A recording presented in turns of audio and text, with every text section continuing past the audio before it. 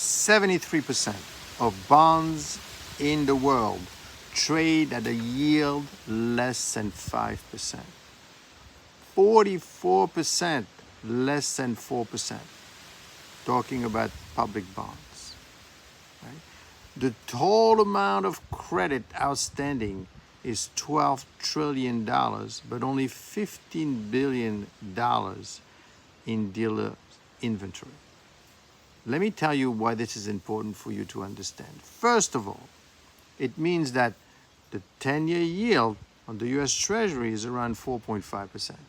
So that's a pretty good yield, considering that 44% of all the bonds trading in the public market trade at less than 4%.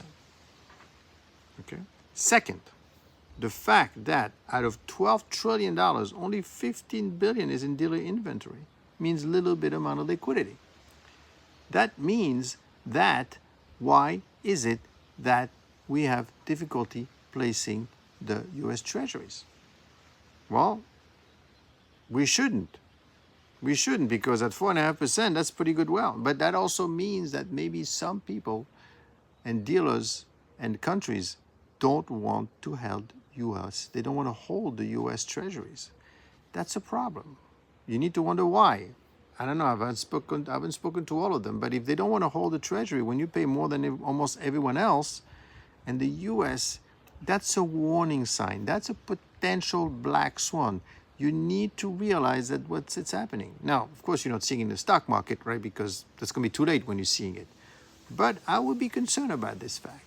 Now, of course, at the end of the day, that's a bad thing. The good thing is, you know what? So why is it still being propped up? Is there a possibility for the treasuries not to go away and no one wants to buy any? Well, not really, because at the same time, there's only $15 billion worth of inventories, and that many. So technically, we could say that the treasuries are also being propped up by the fact that there aren't that much inventory out there available to begin with.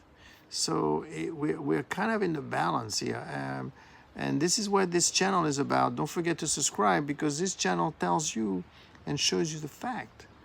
And shows you both. And you have to decide kind of where we are. Is it they're not buying, or is it because they're buying because there's not much of anything? So we're still in a standstill. But if at some point the balance goes one way or the other, it's probably going to be the fact that we don't want to buy because we don't trust the U.S. anymore, then we're going to be in big trouble.